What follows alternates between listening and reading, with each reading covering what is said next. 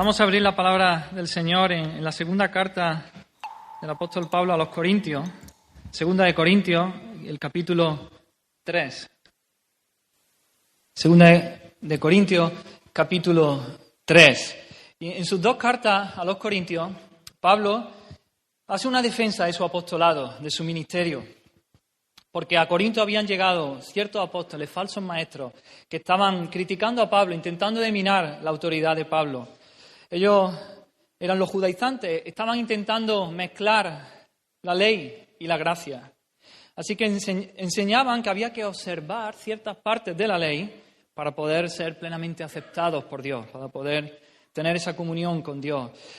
Así, en este tercer capítulo de la segunda carta de Pablo a los Corintios, él hace un contraste entre el antiguo pacto y el nuevo pacto, entre la ley y el evangelio, y demuestra la superioridad del nuevo pacto sobre el antiguo, la superioridad del evangelio sobre la ley.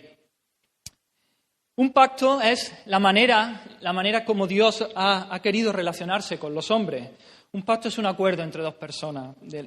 Entran en pacto y quedan relacionadas una con otra.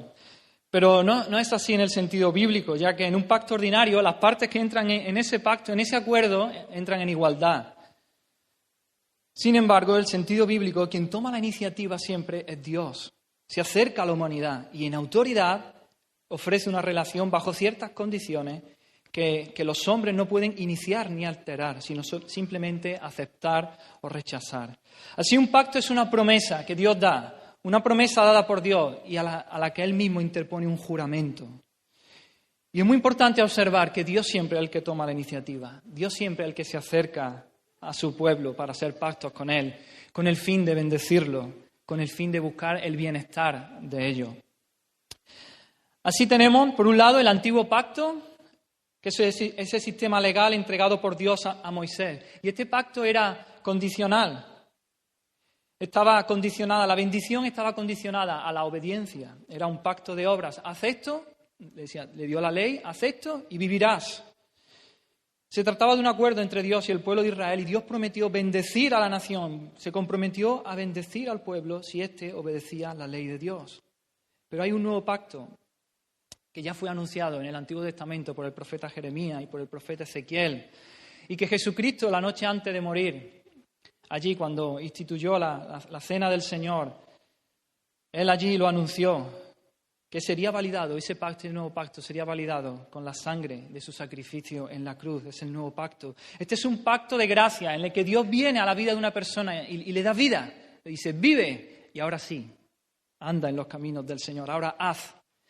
El cumplimiento de este pacto es prometido por Dios y depende del poder y de la soberanía del propio Dios, solamente de eso. Es un pacto incondicional en que Dios garantiza, por medio de la sangre de su Hijo Jesús, todo lo que Él mismo se propone hacer con su pueblo. Bien, y habiendo hecho esta pequeña introducción, vamos a leer ahora sí el texto. Vamos a leer 2 Corintios 3, es un poco larga la lectura, vamos a empezar en el versículo 4 y vamos a llegar hasta el 4:6, ¿vale? 2 Corintios 3, versículo 4 hasta el 4:6. Dice así la palabra del Señor: y tal confianza tenemos mediante Cristo para con Dios. No que seamos competentes por nosotros mismos para pensar algo como de nosotros mismos, sino que nuestra competencia proviene de Dios, el cual asimismo nos hizo ministros competentes de un nuevo pacto, no de la letra, sino del Espíritu, porque la letra mata, mas el Espíritu vivifica. Y si el ministerio de muerte grabado con letras en piedras fue con gloria, tanto que los hijos de Israel no pudieron fijar la vista en el rostro de Moisés a causa de la gloria de su rostro, la cual había de perecer, ¿cómo no será más bien con gloria el ministerio del Espíritu? Porque si el ministerio de condenación fue con gloria, mucho más abundará en gloria el ministerio de justificación. Porque aún lo que fue glorioso no es glorioso en este respecto en comparación con la gloria más eminente. Porque si lo que perece tuvo gloria, mucho más glorioso será lo que permanece. Así que, teniendo tal esperanza, usamos de mucha franqueza. Y no como Moisés, que ponía un velo sobre su rostro para que los hijos de Israel no fijaran la vista en el fin de aquello que había de ser abolido. Pero el entendimiento de ellos se embotó, porque hasta el día de hoy, cuando leen el antiguo pacto, les queda el mismo velo no descubierto, el cual por Cristo es quitado. Y aún hasta el día de hoy, cuando se lee a Moisés, el velo está puesto sobre el corazón de ellos. Pero cuando se conviertan al Señor, el velo se quitará. Porque el Señor es el Espíritu, y donde está el Espíritu del Señor, allí hay libertad. Por tanto, nosotros todos, mirando a cara descubierta como en un espejo la gloria del Señor, somos transformados de gloria en gloria en la misma imagen como por el Espíritu del Señor. Por lo cual, teniendo nosotros este ministerio, según la misericordia que hemos recibido, no desmayamos. Antes bien, renunciamos a lo oculto y vergonzoso, no andando con astucia ni adulterando la palabra de Dios, sino por la manifestación de la verdad, recomendándonos a toda conciencia humana delante de Dios. Pero si nuestro evangelio aún está encubierto, entre los que se pierden está encubierto, en los cuales el Dios de este siglo cegó el entendimiento de los incrédulos para que no les resplandezca la luz del evangelio de la gloria de Dios, el cual es la imagen de Dios. Porque no nos predicamos a nosotros mismos, sino a Jesucristo como Señor y a nosotros como vuestros siervos por amor de Jesús. Porque Dios, que mandó que de las tinieblas resplandeciese la luz, es el que resplandeció en nuestros corazones para iluminación del conocimiento de la gloria de Dios en la faz de Jesucristo. Amén. Señor, aquí estamos un día más, Señor. Queremos que tú nos hables a través de tu palabra, Señor. Señor, muévete por tu Espíritu Santo en medio nuestra. Si tú no te mueves, serán meras palabras, Señor, ideas hiladas, mejor o peor, Señor. Pero si tú te mueves, Señor, habrá la diferencia, Señor. Tu evangelio es poder de Dios para salvación, Señor, y eso es lo que queremos. Muévete, Espíritu Santo, en esta mañana, con poder de Dios para salvar, Señor. Líbranos, Señor, de nuestros pecados, Señor. Líbranos de esa esclavitud, Señor. Líbranos de las mentiras del diablo en esta mañana. Líbranos, Señor, de nuestros temores, de nuestros miedos, Señor, de nuestro egoísmo, de nuestra vanidad, Señor. Haz la obra en esta mañana, Padre. Espíritu Santo, obra en medio nuestra, Señor. En el nombre de Jesús oramos. Amén. Muy bien, pues lo que trato de hacer en esta mañana es, a partir de este capítulo 3 de 2 de Corintios, poder comparar el antiguo pacto con el nuevo pacto del que nos habla aquí Pablo. Primera característica que quiero resaltar del antiguo pacto, dice ahí, versículo del 9 al 11, dice que fue con gloria, que fue glorioso. No cabe duda que cuando la ley se promulgó, esa ley resumida luego en los 10 mandamientos, fue con gloria. El antiguo pacto nació con gloria. Cuando los 10 mandamientos fueron dados a Moisés en el monte Sinaí, hubo grandes manifestaciones de la presencia y del poder de Dios. Leemos en Éxodo 19, dice que todo el monte Sinaí humeaba, porque Jehová había descendido sobre él en fuego, y el humo subía como el humo de un horno, y todo el monte se estremecía en gran manera. El sonido de la bocina iba aumentando en extremo. Moisés hablaba y Dios le respondía con voz tronante. Así que Dios se apareció allí al pueblo de Dios, al pueblo de Israel, y hubo grandes manifestaciones de la gloria de Dios y traducidas en la naturaleza, fenómenos naturales. En el capítulo 20 de Éxodo también leemos, dice que todo el pueblo observaba el estruendo y los relámpagos y el sonido de la bocina y el monte que humeaba. Y viéndolo el pueblo temblaron y se pusieron de lejos. Pero esa no fue toda la gloria que se manifestó allí, aquel día en el monte Sinaí, sino que cuando Dios bajó del monte con los 10 mandamientos, dice la palabra que le brillaba el rostro. Le brillaba con tal resplandor que nadie podía mirar, nadie podía fijar la mirada en el rostro de Moisés. ¿Por qué? Porque era un reflejo del resplandor de la misma gloria de Dios, de la gloria divina. Así que los hijos de Israel no pudieron fijar en él la mirada a causa de la gloria de su rostro. Dice Éxodo 34, estuvo allí con Jehová Moisés 40 días y 40 noches, y al descender del monte, no sabía Moisés que la piel de su rostro resplandecía después que hubo hablado con Dios. Y Aarón y todos los hijos de Israel miraron a Moisés, y he aquí que la piel de su rostro era resplandeciente, y tuvieron miedo de acercarse a él. Así que la promulgación del antiguo pacto allí en Sinaí fue con gloria, sin duda. Pero no solo por los fenómenos naturales que lo rodeaban, sino la gloria estaba en que esa ley dada por Dios es un reflejo de Dios mismo, es un reflejo del carácter de Dios, es un reflejo del carácter santo, puro y justo de Dios, un reflejo de sus perfecciones. Y ahí hay gloria Allí hay mucha gloria. El rostro de Moisés brillaba debido a que había estado hablando con Dios, cara a cara, allí expuesto a la gloria de Dios. Pero dice, sin embargo, sigue diciendo aquí nuestro texto, que Israel no quiso ver esa gloria reflejada en el rostro de Moisés y le pidieron que se tapara, que se pusiera un velo sobre su rostro. El versículo 14 del capítulo 3 de Corintios dice que el entendimiento de ellos se embotó. Tenían una mente embotada. Sus mentes, sus pensamientos, todo el hombre interior estaba cegado, endurecido, insensible, calloso, ¿no? Como un corazón con callo, duro, que no siente. Expresa la incapacidad de ver y de sentir. Y Pablo aquí hace una comparación entre el velo que Moisés se ponía en esa época y el velo que dice que aún hoy está puesto sobre el corazón del pueblo judío. Las mentes están cegadas, endurecidas, en oscuridad, como si el mismo velo estuviera puesto. Ahora, ¿en qué sentido podemos decir que estaban ciegos? ¿En qué sentido?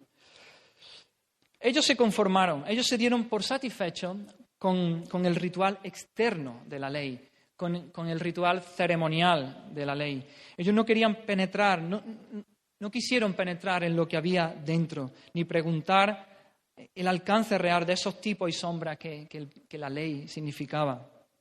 Ellos se aferraban a la ley en su aspecto externo y ceremonial, como medio de salvación, y no veían el tipo, la sombra que era y que apuntaba a alguien, a uno que iba a venir, iba a ser el Salvador. Estaban ciegos porque estaban tratando de obtener la justicia por medio de hacer, por medio de cumplir esa ley, por medio de sus propias fuerzas. Estaban intentando conseguir la salvación por propios méritos. Pero la incredulidad no es simplemente ni principalmente un asunto meramente de la mente. No es un asunto, la incredulidad no es un asunto intelectual, sino que tiene que ver con el corazón. Es más bien un asunto del corazón. Y esto lo vemos en el versículo 15. Dice que también que sus corazones tienen un velo. Sus corazones estaban entenebrecidos. El corazón se refiere al núcleo más íntimo, a la fuente de todo el ser humano. Lo que somos, eso es el corazón, el centro de la persona. Así que los judíos no entendían la Escritura en este doble aspecto. Sus mentes ciegas, sus corazones velados. Pero el verdadero origen de la falta de conocimiento era subjetivo. Era un asunto del corazón. La revelación de Cristo, de ese Mesías enviado, ese profeta que Dios levantaría, aún incluso en el Antiguo Testamento, ya era suficientemente clara como para ser entendido. Más adelante veremos. Ya Moisés, Abraham, los profetas, ya apuntaban a alguien que vendría. La revelación de Dios es progresiva y ellos tenían luz hasta donde Dios había querido que tuviesen luz, pero tenían luz para poder entender, si lo hubieran considerado sin prejuicio. La oscuridad no estaba tanto en las Escrituras, la oscuridad no estaba tanto en lo que Dios había revelado hasta ese momento. No estaba en su mente, estaba más en su corazón, porque no querían ver, porque no querían obedecer. Su negativa a obedecer en su corazón cegaba sus mentes. Así que el velo sirve como símbolo de corazones endurecidos, corazones que rehúsan aceptar y obedecer la palabra de Dios. Es el velo de la desobediencia. No querían creer, no podían mirar el reflejo de la gloria de Dios en el rostro de Moisés y por eso le pidieron que se pusiera un velo. Ellos no querían obedecer la ley de Dios, no amaban a Dios, eran incrédulos. Su corazón y su mente así se embotan, no entienden las cosas de Dios, las cosas espirituales. Los mandamientos, ellos escuchan los mandamientos de Dios, pero se niegan a obedecerlos. Y entonces le piden a Moisés que se ponga un rostro. Cuando ellos hacen eso, ellos lo que están haciendo es apartarse de Dios. Ellos están diciendo, no queremos saber nada de Dios. Moisés, tú habla con Dios, pero nosotros no. Se trata de una ceguera moral, del corazón, de que no quieren obedecer a Dios, no tanto intelectual. Esa ceguera es lo que le impide ver a Dios. Así que los israelitas eran incapaces de mirar la gloria de Dios en el rostro de Moisés. Y a esto añadimos, porque sus conciencias culpables los acusaban, sin duda. La incapacidad radicaba en el pecado. Moisés sube al monte Sinaí, Dios escribe la ley en las tablas, Moisés baja y ¿qué encuentra? El pueblo entregado a la idolatría, adorando a un becerro de oro. Y claro, ellos miran a Moisés y ven el reflejo de la gloria de Dios. Y entonces ese pecado los incapacita para mirar esa gloria de Dios, que representa a Dios mismo. Ellos temieron ese resplandor que mostraba que pudiera convertirse en la materialización de la venganza de Dios contra ellos. ¿Cómo podían ellos mirar ese resplandor que emanaba de Dios, cuya santidad no tolera el pecado? La plenitud de la gloria de Dios hubiera destruido a los israelitas, y ellos lo sabían. Sabían que si veían a Dios, morirían. Así que en lugar de arrepentirse, que es lo que tendrían que haber hecho el pueblo de Dios, baja Moisés, que Dios los ha sacado de Egipto, pero Moisés ha sido el brazo de Dios, el líder que Dios ha levantado para sacar al pueblo de Egipto. Cuando ellos ven a Moisés bajar y reflejando la gloria de Dios, debería haber habido arrepentimiento en sus corazones y decir, oh no, ¿qué estamos haciendo? Esto es una locura, volvámonos al Señor y se hubieran arrepentido. Pero en lugar de eso, ¿qué dicen? No, Moisés, ponte un velo, habla tú con Dios y no nosotros. Preferían continuar viviendo en su pecado y endureciendo sus corazones. Y Pablo ve el mismo velo en su tiempo, en su época, en sus contemporáneos. Dice versículos 14 y 15, repite 2 veces la misma expresión, hasta el día de hoy, dice Pablo, hasta el día de hoy. Cuando las palabras del Antiguo Testamento eran leídas en la sinagoga, los sábados, los días de culto, ellos no están dispuestos a entender. Ellos mismos se han confeccionado un velo que les impide ver la verdad. Jesús dijo una vez, para juicio he venido yo a este mundo. Para los que no ven, vean. Y los que ven, sean cegados. Entonces uno de los fariseos que estaba por allí le dijo, ¿acaso nosotros somos también ciegos? Y Jesús le respondió, si fuerais ciegos, no tendríais pecado. Mas ahora, porque decís vemos, vuestro pecado resplandece. El pueblo de Israel tenía la ley de Dios. No podían decir que eran ciegos. Tenían la ley de Dios, pero ellos mismos se habían hecho ciegos, se habían vuelto ciegos. Aquí la respuesta a la pregunta del fariseo podía ser sí y no. ¿Soy ciego? Sí. Soy ciego porque vosotros mismos habéis querido ser ciegos, pero en realidad no soy ciego. Estáis viendo la ley de Dios. Por eso Jesús le dice, porque vosotros decís vemos, porque en realidad veían, tenían la ley de Dios, vuestro pecado permanece. Y lo mismo, hermano y amigo, lo mismo sucede hoy día, en nuestro tiempo. Las personas no quieren aceptar el Evangelio, por eso permanece encubierto para ellos. Pero la causa de este encubrimiento no reside en el Evangelio. Porque el Evangelio está claro, es un mensaje sencillo que un niño puede entender. Pero los oyentes del Evangelio lo rechazan el mensaje de Cristo, porque con su corazón no quieren obedecer a Dios, no quieren volverse a Dios, endurecen sus corazones y eso hace que sus mentes sean cegadas, sus mentes sean entenebrecidas. Se niegan a aceptar las palabras de la Escritura. Jesús también dijo, Juan capítulo 3, esta es la condenación, que la luz vino al mundo y los hombres amaron más las tinieblas que la luz, porque sus obras eran malas. Porque todo aquel que hace lo malo aborrece la luz y no viene a la luz para que sus obras no sean reprendidas. Pero a esto debemos unir. Hemos visto un corazón endurecido, velado, una mente callosa, insensible, entenebrecida. Pero a ello, en el capítulo 4, versículo 4, hemos leído, el Dios de este mundo, Satanás, que ciega sus mentes para que no puedan entender las Escrituras.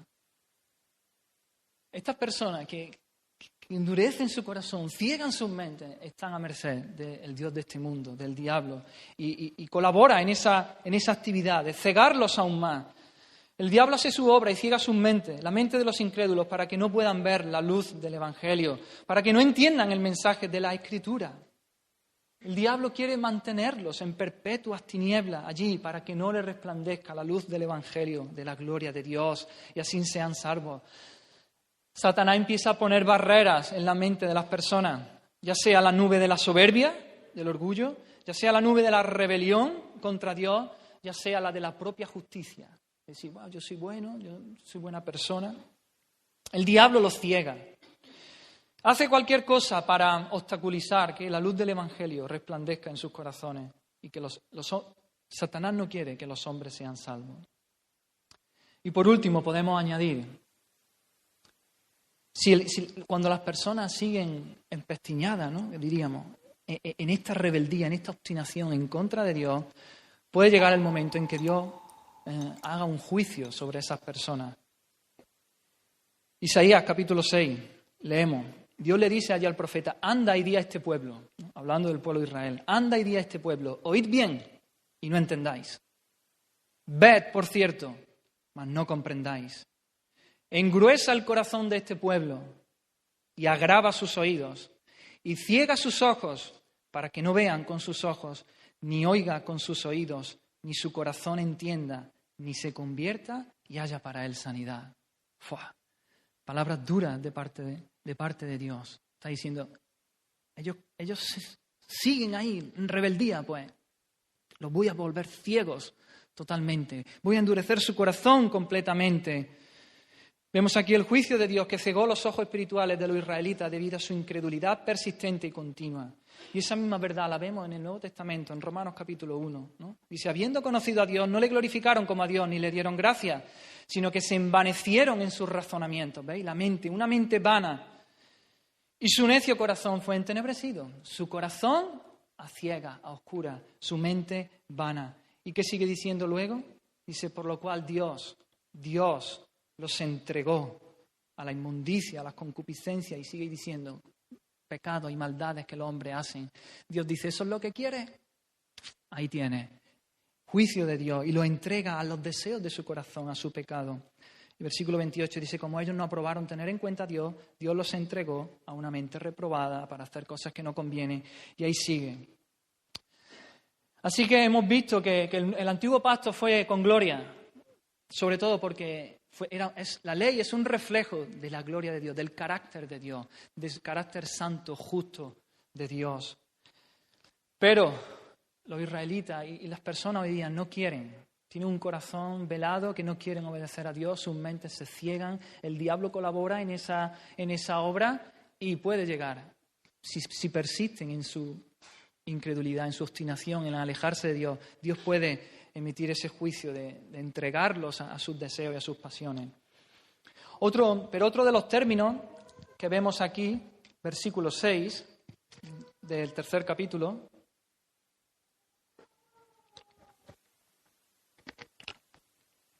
se nos habla de la letra para referirse a la ley.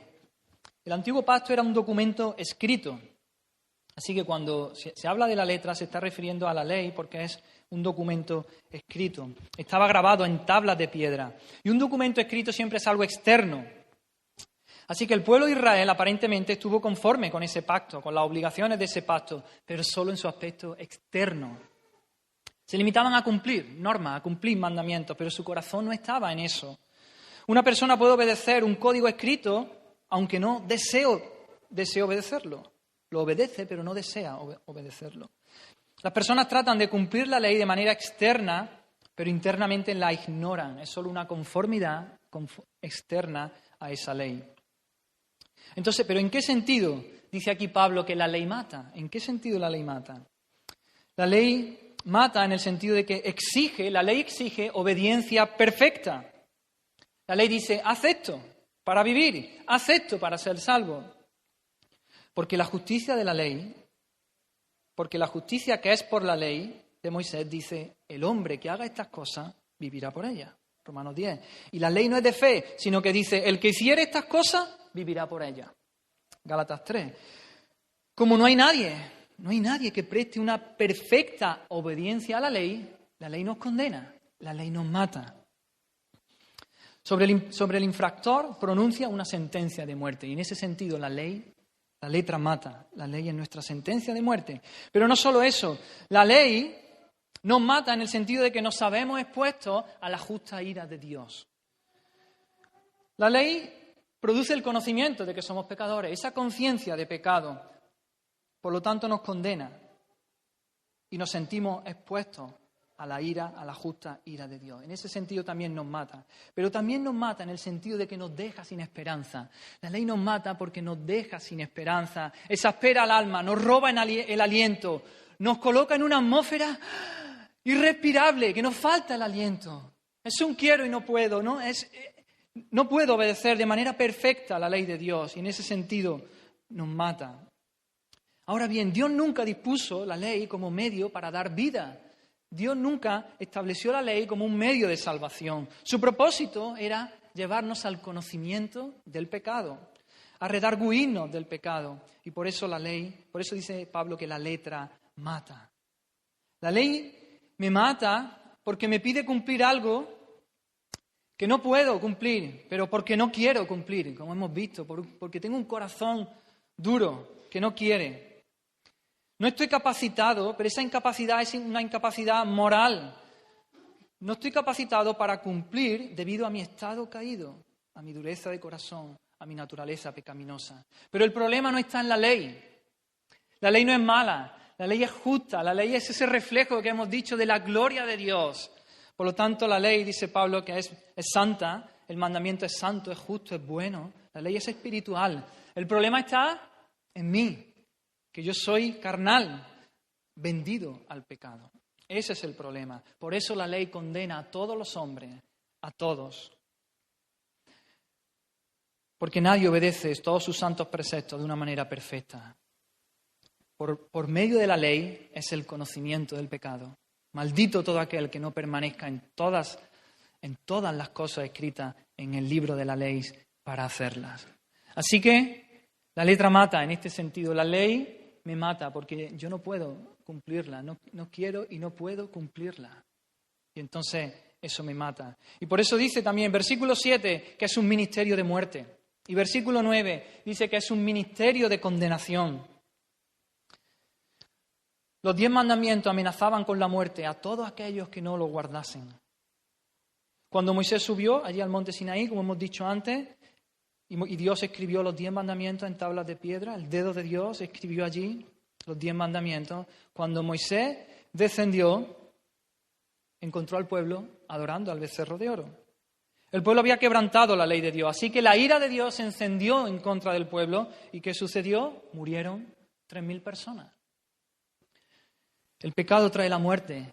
El no obedecer la ley de Dios nos lleva a la muerte. Es un ministerio de condenación. Por su incredulidad y desobediencia, a lo largo de luego 40 años en el desierto, toda la generación de israelitas que había salido de Egipto, todos murieron allí en el desierto. Estuvieron todos condenados a perecer. Así que por eso le llama Pablo aquí, el antiguo pacto es un ministerio de muerte, es un ministerio de condenación. Trae condenación a todos los hombres porque nadie puede guardar la ley a la perfección. Otra característica que nos dice aquí Pablo en este capítulo del antiguo pacto es que perece, que es pasajero. Lo vemos varias veces, versículos 7, 11 y 13. El antiguo pacto fue con gloria, sin duda, ya lo hemos dicho, ¿no? Fue con gloria, pero era una gloria que había de perecer. Estaba claro que sería una gloria pasajera. Era algo transitorio, era algo evanescente. Moisés, nos dice Pablo aquí, Moisés se cubría la cara con un velo para que el pueblo no fijara la vista en el fin de aquello que era pasajero. No viera cómo esa gloria se iba desvaneciendo poco a poco, la gloria que irradiaba su rostro. Pablo nos quiere transmitir aquí la idea de que la gloria del antiguo pacto, esa relación entre Dios y su pueblo, era por naturaleza perecedera. Estaba destinada a ser superada. No como lo falso por lo correcto. Es decir, la ley no es que era falsa y ahora el evangelio es correcto. No. Sino como lo incompleto por lo completo, lo provisional por lo definitivo. Dios ha querido revelar el esquema de la redención, el esquema de la salvación, Dios lo ha revelado de manera progresiva. Así que la ley es un primer paso en el que Dios se revela, pero la ley no es abrogada, como dice Pablo luego, ¿no? La ley no es eliminada, la ley es ampliada, es superada, es como tragada, es completada por el Evangelio. La revelación que vino por medio de Moisés era verdadera, era importante, pero no era sino parcial. La que nos ha traído Jesucristo, esa sí es la revelación completa y definitiva de Dios. Así que el antiguo pacto no fue abolido, sino es como si hubiera sido tragado, como algo que ha sido expandido y ampliado. Pablo enseña, a lo largo de todo el Nuevo Testamento, que el plan de salvación ha sido el mismo siempre, desde el principio. que Cristo era la propiciación por los pecados cometidos tanto bajo el antiguo pacto como bajo el nuevo pacto. Los hombres eran salvos antes como ahora por la fe en Cristo, en base a la luz que cada uno de ellos tenía, en base a la revelación que cada uno tenía. De este modo, la salvación fue revelada ya a Abraham. Leemos en Génesis 15, ¿no? Creyó Abraham a Jehová y le fue contado por justicia. Le fue enseñado a Moisés. Jesús, hablando de Moisés, dice: porque si creyeseis a Moisés, me creeríais a mí, porque de mí escribió él. Jesús está diciendo que Moisés estaba escribiendo de Cristo ya. Claro, no era tan claro como en el Nuevo Testamento, pero ya él hablaba de Cristo. Y los profetas también enseñaron estas cosas. En Habacuc leemos: el justo por su fe vivirá. Así que la ley de Moisés ya contenía la revelación del Evangelio. Presentaba un sacerdocio y unos sacrificios que eran tipos del oficio y de la obra de Cristo, que es el método gratuito de salvación mediante un Redentor.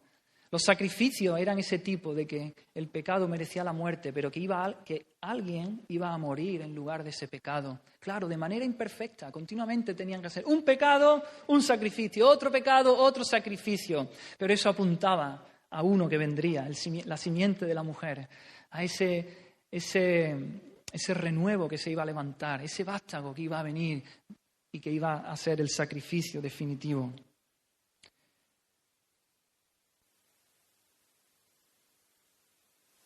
La ley enseñaba todas estas cosas. Dice en Romanos 3, 21 y 22, muy significativo este versículo, dice: aparte de la ley se ha manifestado la justicia de Dios, testificada por la ley y por los profetas, la justicia de Dios por medio de la fe en Jesucristo.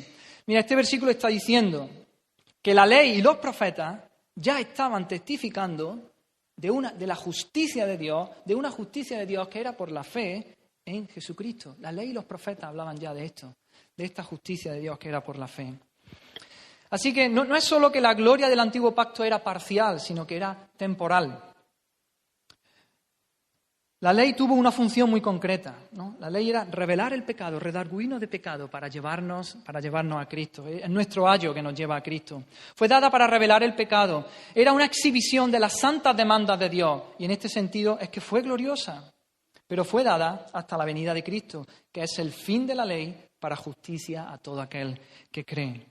La ley era una sombra, pero Cristo es la sustancia. La ley era una imagen de las cosas mejores que habían de venir. Y estas cosas encuentran ya su realidad en nuestro Señor Jesucristo.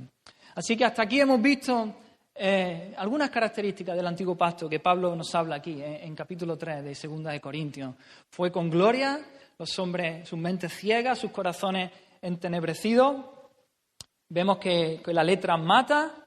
La ley mata, revela el pecado, por eso es un ministerio de muerte, es un ministerio de condenación, y que era pasajero, perecía.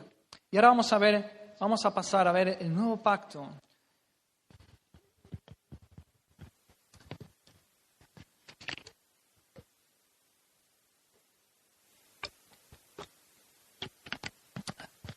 El antiguo pacto lo ha identificado Pablo con las letras.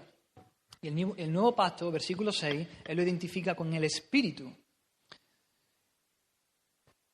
Y versículo 8 nos habla del ministerio del Espíritu. El nuevo pacto es la era del Espíritu y el ministerio del Espíritu. La ley fue escrita como algo externo. Iba dirigida al ojo, al oído, al entendimiento, pero ahora el Evangelio es un principio interno, es poder de Dios para salvación, que obra en el interior de la persona. La ley se alzaba para enseñarnos lo que había que hacer, las obligaciones, los mandamientos que los hombres debían de cumplir. Pero no impartía la disposición, la capacidad para poder obedecer y para poder cumplir esa ley. Por eso el Evangelio es espiritual, porque el Evangelio es poder de Dios para salvación a todo aquel que cree. Es el órgano por el que el Espíritu obra para vivificar el alma. Así que estas palabras, el Espíritu, el ministerio del Espíritu, nos hablan de la característica esencial del Evangelio. La ley era algo externo, palabra escrita, pero el Evangelio es algo interior, algo del corazón. Uno es letra, otro es espíritu. Y nos dice ahí, versículo 6, que el Espíritu que hace Dice, el Espíritu vivifica. El Espíritu, el Evangelio, da vida. En el mismo sentido que antes hemos dicho que la letra, la ley, mataba. La ley, lo que la ley exigía pero jamás podía producir, por eso la consecuencia era la muerte, ahora lo lleva a cabo el Evangelio por el Espíritu, por el Espíritu. Trae vida, vivifica. La obra del Espíritu produce un cambio en nuestro corazón, en el corazón mismo, un cambio interno. Por eso hemos de distinguir entre la conformidad externa a la ley y la obediencia interna por el Espíritu. Una persona puede obedecer de manera externa la ley, pero puede no, como antes hemos dicho, puede no querer obedecerla, puede no amarlo. Y eso es lo que sucedía con el pueblo de Israel en el Antiguo Pacto. Pero ahora en el Nuevo Pacto, por el Espíritu viene, cambia nuestro corazón y ama esa ley y quiere obedecerla y ama obedecerla. Ahora bien, la ley no es descartada, como ya hemos dicho antes. La ley no es abrogada, no es suprimida. Jesús dijo, no penséis en el Sermón del Monte, no penséis que he venido para abrogar la ley o los profetas, no he venido para abrogar, sino para cumplir. Jesús no vino a suspender la ley, a quitar la ley, sino a cumplirla. Y Jesús sigue diciendo ahí en ese Sermón del Monte, oísteis que fue dicho, pero yo os digo. Oísteis que fue dicho, pero yo os digo. Y él dice, oíste que fue dicho, no cometerás adulterio. Pero yo os digo que cualquiera que mira a una mujer para codiciarla en su corazón ya adulteró con ella. Oíste que fue dicho, no matarás. Pero yo digo que cualquiera que se enoja, que se enfada contra su hermano y lo insulta y le llama necio, es como si hubiera cometido asesinato, es ya culpable. Oíste que fue dicho, amarás a tu prójimo, pero aborrecerás a tu enemigo. Pero yo digo, amad a vuestro enemigo, a los que os persiguen, a los que os maltratan. Ese es el carácter interno de la ley. Jesús no suprime la ley. Jesús explica la ley, la lleva a su verdadero sentido, a su verdadero significado, amplía la ley, no solamente a la conformidad externa, sino a amarla de corazón y a obedecerla. Eso es lo que Jesús viene a hacer. Jesús no elimina la ley, la lleva a su verdadera expresión. No la deja en la mera expresión formal y externa, sino la explica para que la obedezcamos de corazón, de manera interna. Y esto solo es posible, hermanos, por el Espíritu de Dios. Esto solo es posible cuando el Espíritu Santo viene y da vida al creyente. Te da vida al pueblo de Dios y le da ese poder para no solo cumplir de manera externa la ley, sino para amarla, para vivirla, obedecerla de corazón. Y esa es la profecía del profeta Ezequiel en el capítulo 36. Pondré dentro de vosotros mi espíritu. Pondré dentro de vosotros mi espíritu. Por eso es el ministerio del Espíritu. Dice, y haré, Dios está diciendo, haré que andéis en mis estatutos y guardéis mis preceptos y los pongáis por obra. No solo de manera externa, sino de corazón, amando eso y deseando y queriéndolos con todo nuestro ser, obedecerlos, amarlos, vivir en esos mandamientos de Dios. El Espíritu Santo hace que el creyente comprenda todas las implicaciones de la ley de Dios. Es el tiempo del Espíritu que da vida a su pueblo. Cuando se enfrenta a la ley, cuando se enfrenta a la letra de la ley, sin el Espíritu Santo, el hombre realiza ese esfuerzo, pero no puede, debido a su naturaleza caída, a su corazón de piedra. Pero si Dios lo hace nacer de lo alto, si Dios viene y te cambia el corazón duro de piedra por un corazón de carne y te da el Espíritu dentro de ti, viene su vida, te da la fuerza, te da el poder, la capacidad para amar la ley, para cumplirla, no de manera perfecta, pero sí de manera sincera. Dice Romanos 7, ahora estamos libres de la ley, por haber muerto para aquella en que estábamos sujetos, de modo que sirvamos bajo el régimen nuevo del Espíritu y no bajo el régimen viejo de la letra. Nos habla aquí de un régimen viejo de la letra. Y dice que ya somos libres de eso. Ya no estamos esclavizados al viejo régimen de la letra. Ahora estamos libres. En ese sentido dice que estamos libres de la ley. Estamos libres de la ley en el sentido ese de que la ley te mata, de ese ministerio de muerte y de condenación. Ahora estamos en el régimen nuevo del Espíritu. Pero para amar esos mandamientos, para obedecerlos, para correr por los mandamientos del Señor con gozo, con alegría. ¡Aleluya!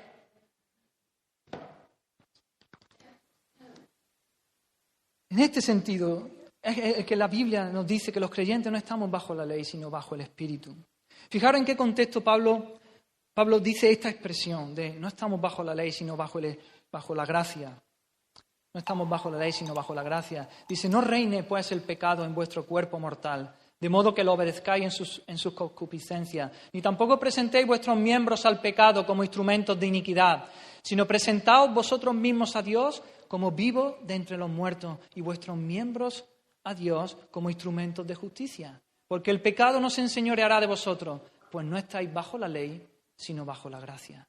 Está diciendo, hermano, no estáis bajo la ley, no estáis bajo la muerte que te traía la ley, no estáis bajo ese ministerio de muerte y de condenación, no estáis bajo esa letra que mata, estáis bajo la gracia, por lo tanto no sois esclavos del pecado, no tenéis por qué obedecerle, no reine el pecado en vosotros, en vuestro cuerpo mortal, de modo que lo obedezcáis, no presentéis vuestros miembros, vuestros cuerpos como instrumentos para el pecado, ya no estáis bajo condenación, ahora sois libres, el Espíritu Santo ha venido, te ha dado vida, te ha hecho libre del pecado, presenta ahora tus miembros, tu cuerpo como instrumentos de justicia para hacer la voluntad de Dios, para amar a Dios, para obedecer sus mandamientos. Esa es la verdadera libertad que trae Dios en el nuevo pacto por medio de su Espíritu.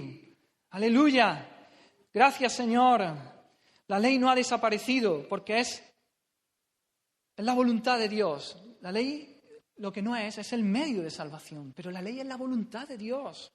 Siempre, porque es un reflejo, vuelvo a decir, de su carácter. ¿Cómo va a desaparecer la ley? La ley es un reflejo del carácter santo, justo, puro, perfecto de Dios.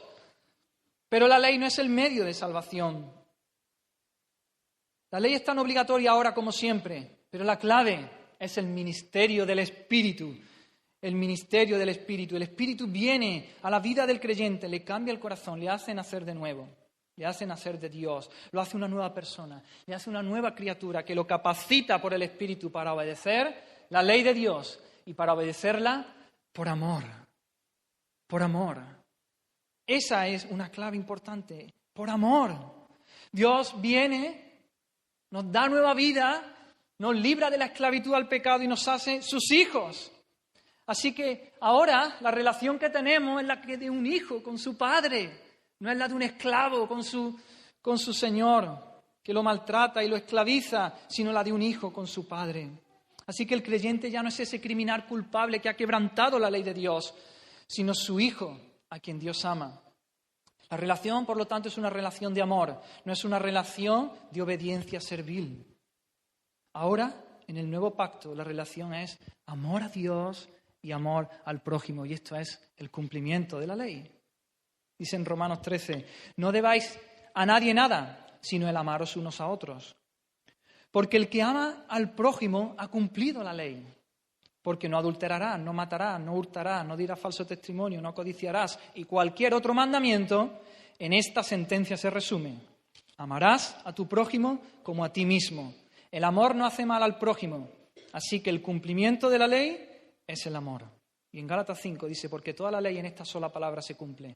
Amarás a tu prójimo como a ti mismo. Así que, hermano, el cumplimiento de la ley es el amor. Amor a Dios y amor al prójimo. Y aunque en estos textos solamente se cita el amor al prójimo, solo se habla del amor al prójimo, ¿de dónde es que fluye ese amor al prójimo? Sino del amor de Dios. Del amor de Dios. Dios nos ha amado a nosotros y es por eso que podemos amar a Dios y al prójimo. ¿Acordáis esa escena? Uno vino a Jesús y le dijo, Maestro, ¿cuál es el gran mandamiento de la ley? Y Jesús le dijo, amarás al Señor tu Dios con todo tu corazón y con toda tu alma y con toda tu mente. Este es el primero y grande mandamiento y el segundo es semejante. Amarás a tu prójimo como a ti mismo. De estos dos mandamientos depende toda la ley y los profetas. Así que amor a Dios y amor al prójimo. Y Juan nos dice en su primera carta, capítulo 4, dice, nosotros le amamos a Él, porque Él nos amó primero. Y si alguno dice, yo amo a Dios y aborrece a su hermano, es mentiroso. Pues el que no ama a su hermano, a quien ha visto, ¿cómo puede amar a Dios a quien no ha visto? Y nosotros tenemos este mandamiento de Él. El que ama a Dios, ame también a su hermano. Así que nos está diciendo, el cumplimiento de la ley es el amor al prójimo. El cumplimiento de la ley es el amor al prójimo. pero tú demuestras que amas al prójimo porque estás amando a Dios. Puedo amar al prójimo porque Dios me ha amado a mí primero con ese amor. Y ese amor, yo también amo a Dios. Y por amor a Dios amo al prójimo. Porque si quiero encontrar mi motivación para amar al prójimo en el amor simplemente, no, eso no va a funcionar. Tengo que encontrar mi motivación en que Dios me amó a mí primero. Y yo amo a Dios y por eso amo al prójimo. Así que el nuevo pacto es la era del Espíritu. Es el ministerio del Espíritu, como hemos visto. Pero también se nos habla en el versículo 9 del ministerio de justificación. O quizá mejor traducido sería ministerio de justicia.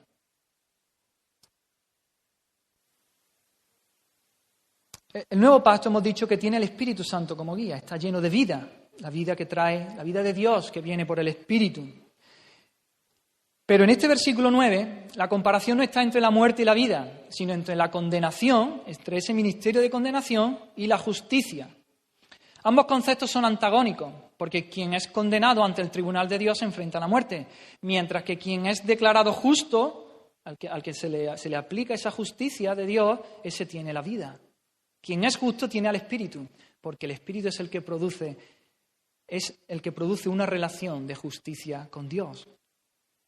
El teólogo Charles Hodge dice: el ministerio de justificación es aquel ministerio que revela una justicia por la que los hombres son justificados y, consecuentemente, liberados de la condenación pronunciada contra ellos por la ley.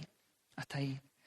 El ministerio de justicia lo que hace es revelar una justicia por medio de la cual nosotros podemos ser justificados, por medio de la cual nosotros no somos condenados y por eso nos lleva a la vida, nos da vida. El Evangelio, al ser el ministerio del Espíritu, es el ministerio de la justicia o de la justificación, porque el Espíritu es el vivificador, es el que da vida. El Evangelio lo que hace es revelar una justicia que satisfaga las exigencias de la ley, que nos libre de la muerte judicial, y eso nos lleva a la vida. ¿Y cuál es esa justicia que el Evangelio revela? Al que no conoció pecado, por nosotros lo hizo pecado. A Jesucristo, que no conoció pecado, por nosotros lo hizo pecado, para que nosotros fuésemos hechos esa justicia de Dios en Él. El ministerio de justicia es aquel que revela la justicia de Dios por la sangre redentora de Jesucristo e imputa, pone en nuestra cuenta esa justicia a los hombres por medio de la fe en Cristo y en su sacrificio en la cruz del Calvario. Así que por eso Pablo lo llama aquí el ministerio de justicia. Es la era del Espíritu, es el ministerio del Espíritu y es el ministerio de justicia. Y una tercera característica de este nuevo pacto dice que tiene una gloria mucho más eminente que el antiguo pacto. Es una gloria que la supera. Mira que es difícil de superar porque hemos dicho que era un reflejo de la gloria de Dios. Pero es que el nuevo pacto es Jesús, que es Dios mismo viniendo. Es la gloria viniendo aquí a vivir entre nosotros y esa es una gloria muchísimo, muchísimo, muchísimo mayor. La gloria, está claro que la gloria conferida al ministerio de condenación, al antiguo pacto, no es nada comparada con la del ministerio de justicia. La gloria del ministerio de justicia de Dios eclipsa ampliamente la gloria del ministerio que nos llevó a la condenación. Aunque en un sentido la ley es gloriosa, la ley fue con gloria, pero cuando la comparamos con la más eminente gloria del nuevo pacto, en realidad parece que no fue gloriosa, se queda como en nada. En el versículo 10, se nos hace la comparación de estas dos glorias y nos dice, mira, cuando ponemos una gloria al lado de la otra gloria, es que no hay color, es que no hay lugar. La del nuevo pacto sobrepasa con mucho a la del antiguo pacto. A.T. Robertson dice, la mayor gloria empaña a la menor. En comparación, el antiguo pacto no parece haber tenido gloria en absoluto debido a la superabundante gloria del nuevo pacto. Y Denney dice, cuando el sol resplandece con toda su fuerza, no hay otra gloria en el cielo. Así es, ¿verdad? El sol al mediodía, en su cenit, no hay gloria, ni estrella, ni luna, ni nada. Cristo, Él es la imagen del Dios invisible, Él es la imagen de Dios, el sol de justicia, allí, brillando, eclipsa la gloria de la ley en el antiguo pacto y cualquier otra cosa. Así que Pablo dice que este nuevo pacto tiene una gloria que supera la del antiguo pacto, es una gloria más eminente, pero además dice, versículo 11, nos da otra característica que dice que permanece para siempre, que permanece. El antiguo pacto era pasajera, la gloria, pero este permanecerá para siempre. Dice, la gloria del Evangelio nunca se desvanecerá, nunca se empañará. Se contrasta aquí el carácter transitorio y fugaz de la ley con el carácter permanente del Evangelio. El ministerio del antiguo pacto fue con gloria, pero era pasajera, perecía. Pero la gloria de este nuevo pacto permanece, es permanente. El versículo 10 nos hablaba del grado de gloria. Pero en este se nos habla de la duración de la gloria, ¿no? El antiguo pacto tenía gloria, pero hemos visto antes, la del nuevo pacto tiene una gloria mucho mayor. Y ahí nos hablaba del grado de gloria, pero ahora se nos habla de la duración de la gloria. La del antiguo pacto era pasajera, esta durará para siempre. Otra característica, vemos, en este nuevo pacto, ese velo que hay en el corazón es quitado. Ese velo es quitado por Cristo. La dificultad para comprender el viejo pacto desaparece cuando alguien acude a Cristo. Nuevamente, Hodge dice, las escrituras del Antiguo Testamento son comprensibles únicamente cuando se comprenden como prediciendo y prefigurando a Cristo. El conocimiento de Cristo quita el velo del Antiguo Testamento. Aquellos que aún viven en el antiguo pacto tienen el velo en su corazón. Aún están tratando de obtener justicia por medio de cumplir la ley en sus propias fuerzas, lejos de Cristo. Pero cuando el velo sea quitado por el Señor, entonces se darán cuenta de que la obra ya ha sido acabada. La obra ya ha sido hecha por Cristo. Allí en la cruz del Calvario. Así que el velo de su corazón, aquel por el cual ellos están tratando de conseguir la salvación por sus propios méritos, será quitado. Cuando se vuelvan al Señor, cuando se conviertan al Señor, será quitado y correrán a los brazos del Señor en busca de misericordia y de gracia. Cuando se vuelvan al Señor aceptando a Jesús como el Mesías, entonces el velo se quita, la oscuridad se va, amanece la verdad de todos los tipos y sombras de los que la ley era y que encuentran su cumplimiento en Jesús, en el Hijo de Dios. Así que aquí en este capítulo 3, Pablo nos está diciendo que Moisés, cuando estaba con la gente, tenía un velo puesto. Pero cuando entraba para hablar con Dios, se quitaba el velo. Y aquí parece que Pablo está haciendo esa analogía, ¿no? Esa comparación. Está diciendo, mira, cuando las personas se vuelven al Señor, es como Moisés, cuando se volvió al Señor quitaba el velo. Las personas mientras están lejos del Señor llevan el velo puesto en su corazón, pero cuando se vuelvan al Señor ese velo se quitará, ese velo será removido y todo se tornará luminoso y comprensible. Solo una relación viva con Cristo es que quita el velo que cubre ese antiguo pacto. Y rechazar a Cristo causa que el velo todavía permanezca puesto en el corazón. Y en el versículo 6 del capítulo 4, allí vemos que hay una referencia clara de Pablo a la creación en Génesis 1. Pablo usa la creación como una ilustración de lo que sucede en la nueva creación. Él compara la conversión de un pecador con la entrada de la luz en el amanecer de la creación. Dios originalmente creó al hombre inocente, pero el pecado entró y con ello vinieron las tinieblas. Y de la misma manera, la oscuridad se cernía sobre el caos en la creación. Nos dice Génesis capítulo 1, versículo 2. La tierra estaba desordenada y vacía. Y dice, y las tinieblas estaban sobre la faz del abismo. ¿Pero qué? Hasta que Dios dijo, sea la luz. Y cuando Dios habla, cuando Dios da una orden, sea la luz, se hizo la luz y las tinieblas se fueron. Y Pablo está haciendo aquí una analogía de la misma manera. Cuando Dios viene por el Espíritu a la vida de una persona, Dios sopla y dice, sea la luz. Y entonces el velo se va, la oscuridad desaparecen y la persona se rinde a Cristo. Eso es el ministerio del Espíritu. Ese es el ministerio de justicia. Eso es el nuevo pacto. Y entonces, solo entonces, cuando Dios viene por su Espíritu y quita esas tinieblas, ilumina sus mentes, es el que resplandece en el corazón y que ilumina, dice, el conocimiento de la gloria de Dios en la faz de Jesucristo. La gloria de Dios. La gloria de Dios es la divina majestad, las excelencias de Dios, que es el único objeto adecuado de adoración, de admiración. La gloria de Dios, como la revela Jesucristo, es lo que los hombres ven cuando viene el Espíritu de Dios. Es lo que los hombres son capacitados para ver. La gloria de Dios en la faz de Jesucristo. Una vez más, Charles Hodge dice, la gloria de Cristo es la suma de todas las excelencias, divinas y humanas, que se centran en su persona y hacen de él el centro de irradiación del universo, la más clara manifestación de Dios a sus criaturas, el objeto de la suprema admiración, adoración y amor a todos los seres inteligentes y especialmente a sus santos. Oh, ver la gloria de Dios, la gloria de Dios en la faz de Jesucristo, no hay mayor deleite, no hay mayor gozo, no hay mayor placer que ese. Una ilustración de esto también lo podemos ver en la vida de Pablo, ¿no? En su conversión. Él iba persiguiendo a cristianos a Damasco con un velo en su corazón y Jesús le aparece, le sale al encuentro con esa luz brillante, lo tira al suelo y queda ciego durante 3 días, pero luego recibe la vista y recibe no solo la vista física, sino la vista espiritual.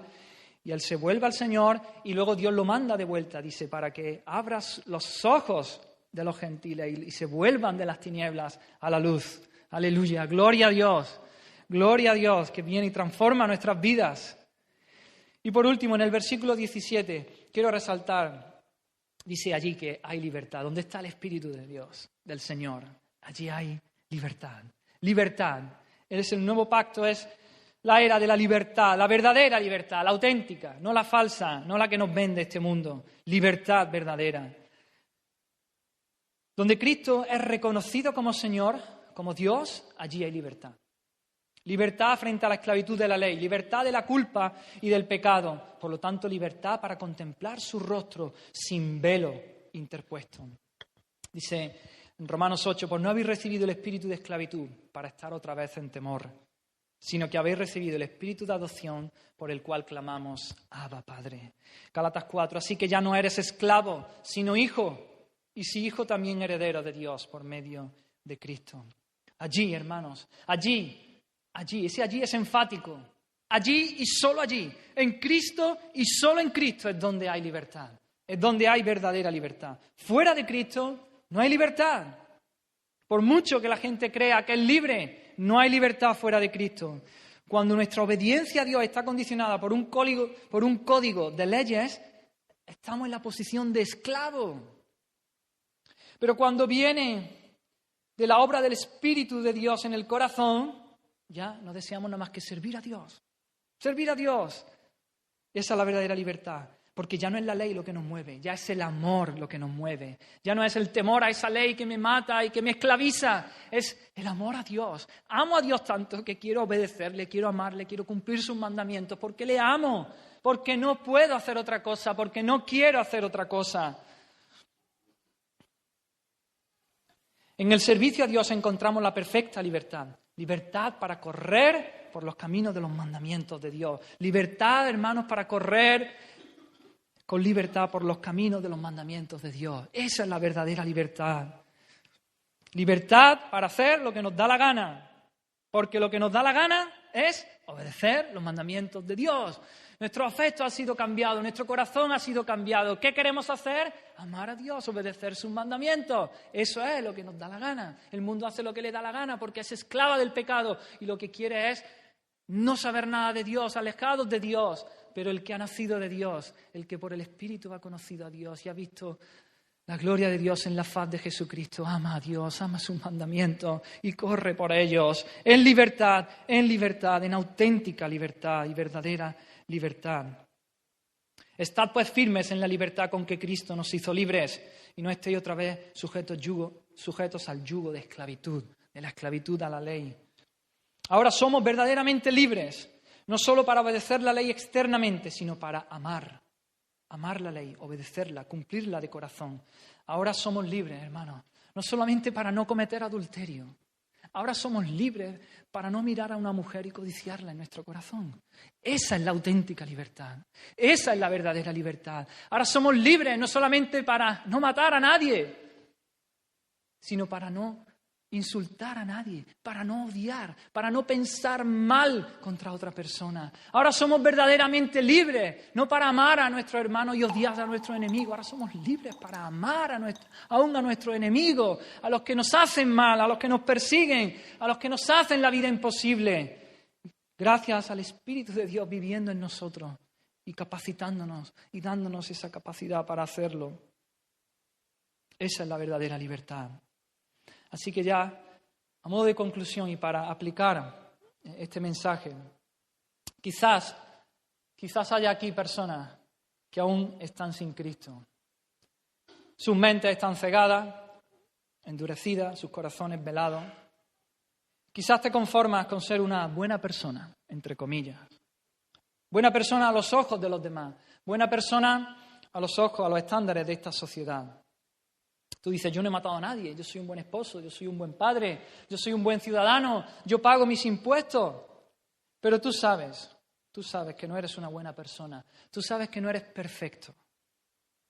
Tú sabes que tienes fallos en tu persona, en tu carácter, que has cometido errores, o mejor dicho, que has pecado, que has cometido pecados, que has ofendido a Dios, que no siempre has dicho la verdad, que has mentido, que no siempre has mirado a una mujer con ojos puros, que alguna vez has deseado mal a alguien o le has insultado, quizá no de palabra, quizá en tu pensamiento solo, pero Dios ve aún tu pensamiento. Sabes que no eres una buena persona, sabes que no eres perfecto. La evaluación que tú haces de tu propia persona es solo externa, como hacían los israelitas. Ellos cumplían la ley de manera externa. Estás tratando de obtener justicia por ti mismo sobre el principio de hacer cosas. Que al final mis buenas obras pesen más que mis malas obras. Estás tratando de conseguir la salvación por tus propios méritos, pero sabes, en el fondo tú sabes que no puedes.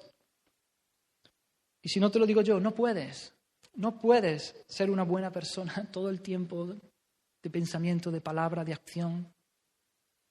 Y aunque lo puedas hacer de ahora para adelante, no lo has hecho de aquí para atrás. ¿Qué vas a hacer? La condena de la ley está sobre tu cabeza. No puedes, no tienes la fuerza, ni el vigor, ni la capacidad para cumplir la ley, para ser bueno. Así que tú no puedes salvarte a ti mismo. No te engañes, no sigas endureciendo tu corazón al llamado de Dios, que te dice, vuélvete arrepentido, vuélvete de tus pecados creyendo en Dios, vuélvete a Cristo, a su sacrificio en la cruz. Tú no puedes vivir esa vida, no puedes. Tú no puedes vivir esa vida, pero hubo uno que sí pudo. Hubo uno que vivió una vida perfecta. Jesús, el Hijo de Dios. Él vino a esta tierra y vivió como hombre, como tú, como yo. Vivió una vida perfecta, cumplió la ley de Dios, de punta a punta, de cabo a rabo, de una manera perfecta. No solamente de manera externa, como hacían los judíos, los fariseos, no. La cumplió con todo su corazón, en acciones, en palabras, en pensamiento. Él fue irreprensible, sin tacha alguna, sin mancha en toda su vida. Sin embargo, ¿cuál fue su final? Murió como un criminal. Murió como el peor de los criminales, como un pecador, desnudo, colgado allí en la cruz del Calvario hace 2000 años. ¿Por qué? Porque el justo tenía que morir como el peor de los pecadores. Porque Él se estaba ofreciendo como el Cordero de Dios, como un sacrificio vicario, como un sustituto de aquellos que se vuelven a Dios, aquellos que se vuelven arrepentidos por haber vivido de espaldas a Dios, aquellos que se vuelven arrepentidos por sus pecados, porque han desobedecido la ley de Dios. Y a ese Jesús, una vez muerto, lo descolgaron, lo sepultaron, pero al tercer día resucitó. Era imposible que la muerte lo sujetara. Él era el justo, el santo. Resucitó al tercer día y luego ascendió a los cielos y está hoy, ahora, a la diestra de Dios Padre, allí intercediendo por su pueblo. Así que a ti, que estás sin Cristo aquí en esta mañana, te estoy llamando a que por la fe te apropies de ese sacrificio de Cristo. Mira a Cristo allí en la cruz del Calvario.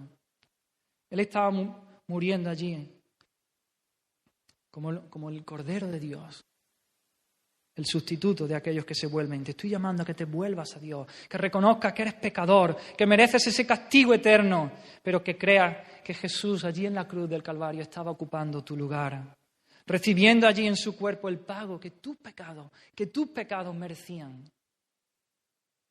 Pero no solo eso, si te acercas por la fe a Cristo, ahí no queda la cosa. Aquellos que se vuelven por la fe y vienen a Cristo reciben su justicia, ese ministerio de justicia. No solo tus pecados son perdonados, sino que Dios pone en tu cuenta, a tu favor, en tu saldo, la vida perfecta de Cristo. Toda su buena obra desde que nació hasta que murió, esa vida perfecta en obra, en acciones, en pensamientos, en motivaciones, Dios la pone sobre ti.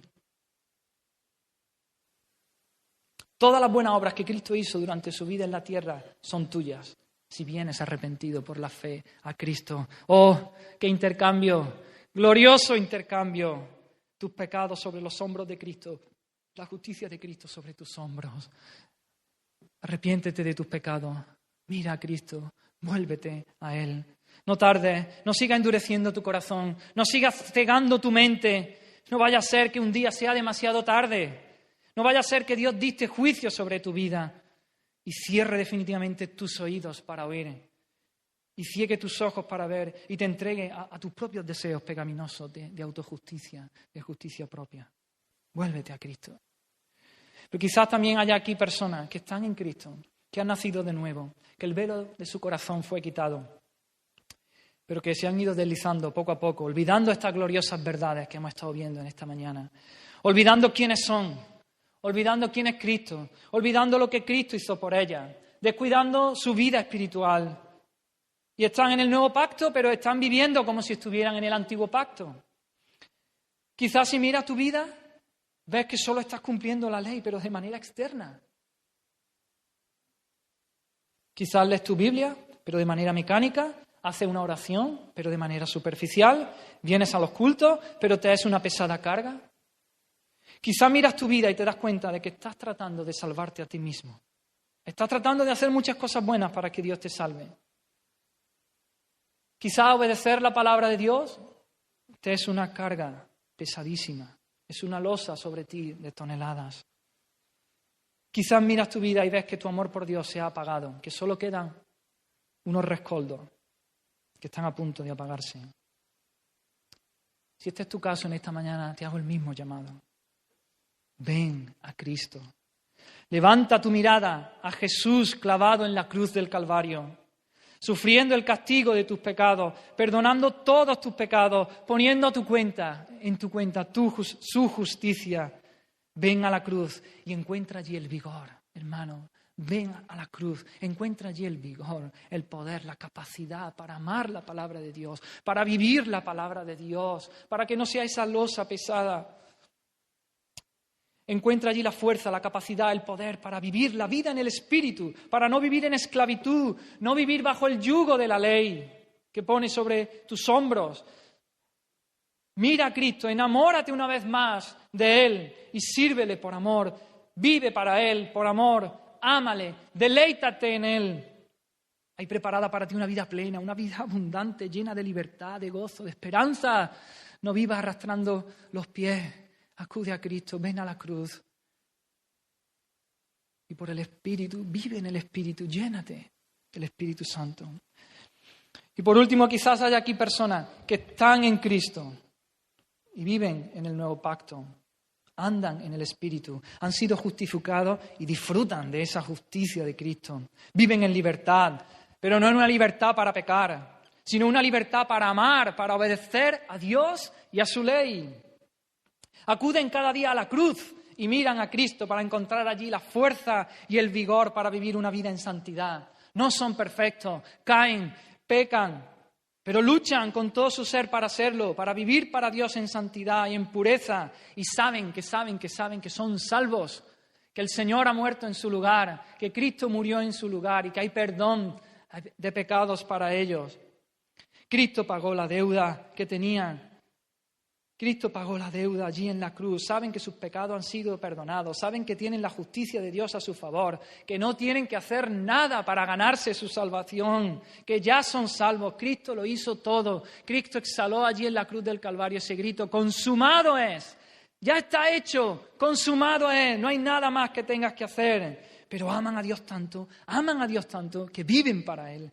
Viven para Él, verdaderamente libres, en libertad, viviendo para Dios y amándole. Le obedecen, le aman porque es su gozo, es su deleite, es su alegría. No quieren hacer otra cosa. No quieren hacer otra cosa. Vivir para Dios, amarlo, obedecerle.